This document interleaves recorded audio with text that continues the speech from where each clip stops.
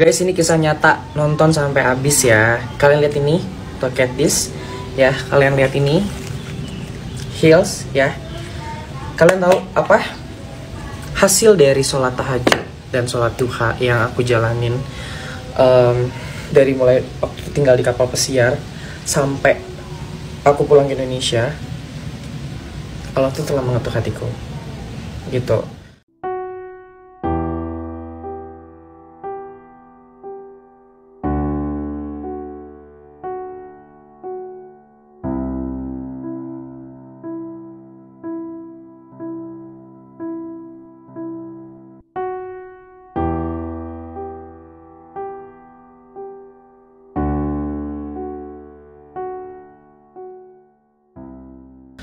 Banyak hal-hal yang Allah kasih rahmat buatku gitu. Bahkan sekarang aku bener-bener kayak nggak nyangka banget bisa sholat taat 5 waktu di masjid udah selama 1 bulan, bisa tahajud, bisa duha, dan semuanya itu mimpi-mimpiku dikabulin Allah Subhanahu Wa Taala. Dan aku makin malu untuk aku masih melakukan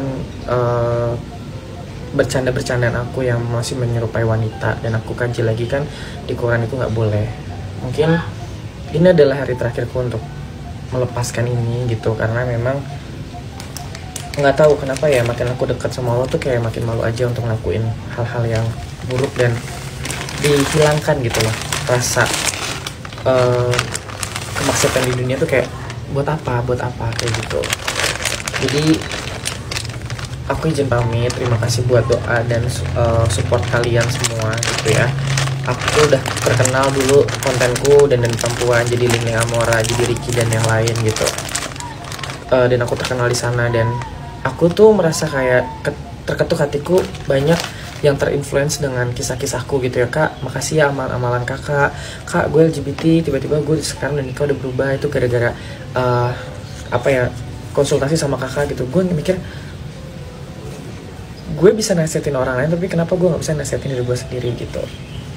Dan ini jadi saksi kunci ya gitu. Dan ternyata banyak loh rahmat-rahmat Allah yang Allah udah kasih ke gue, untuk akhirnya gue melepaskan diri gue untuk kayak, kenapa sih gue pengen banget sendiri. Sakit loh ketika gue memang menahan hawa nafsu gue nggak heho-heho gitu ya sama Lela, tapi gue masih dandan cewek gitu.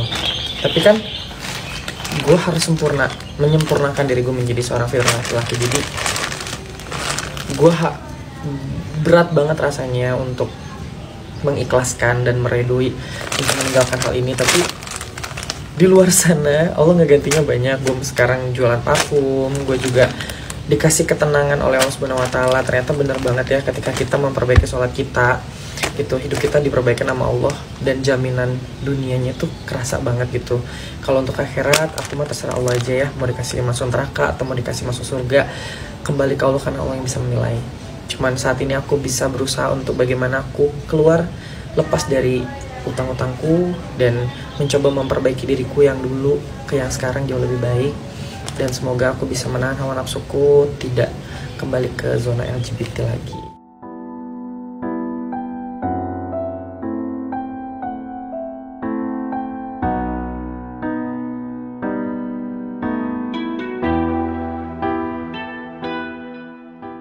Jujur itu lebih baik ya, walaupun menyakitkan gitu. Ketika aku jujur di sosmedku tentang aku menjadi seorang LGBT, ternyata tuh banyak ribuan orang yang DM sama mengalami hal seperti aku gitu. Dan akhirnya aku gigih untuk hijrah sama Allah. Cuman kadang dunia ekspektasi sama realita beda ya gitu. Ketika sekarang aku lepas ya dari dunia LGBT gitu, kadang kalau ngeliat cewek gitu ya, kasihan gitu disakitin sama cowoknya. Kadang aku nih ngerasa, aduh kurang apa sih gue gitu, kayak kok cewek bisa secakap itu dijahatin gitu. Ya Allah, gimana ya cara menumbuhkan rasa cinta ke seorang cewek gitu dengan kekurangan yang aku punya gitu. Sedangkan saya yang berasa tulus cuman kayak men-share tentang ini di sosmed, bukan didukung malah dihujat. Tapi saya tetap optimis gitu. Ternyata mungkin ketika saya lagi nggak ada, hidup hancur, mungkin ini adalah penghapusan dosa gitu.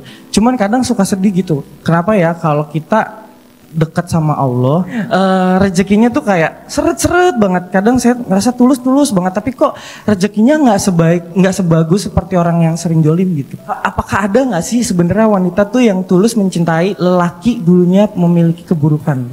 Apakah saya udah benar-benar berhijrah belum? Apapun resikonya, mau saya kehilangan pekerjaan, mau saya ditinggalkan oleh orang-orang dekat saya selama ini yang ngedukung saya, karena mereka kecewa saya balik lagi ke normal saya, ke fitrah saya, terus mereka juga akhirnya ninggalin saya, dianggap saya sok suci, bla bla bla.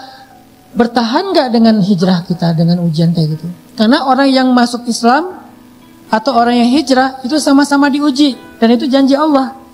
Jangan sampai Ricky dan teman-teman yang berhijrah ngerasa bahwa kalian doang diuji. Allah pengen lihat kita serius nggak dengan taubat kita. Kita serius nggak dengan hijrah kita. Nah, setelah kita sabar dengan masa ujian dan tetap istiqomah dengan taubat dan hijrah, barulah nanti muncul masa yusrun, masa kemudahan. Ki, bertahan.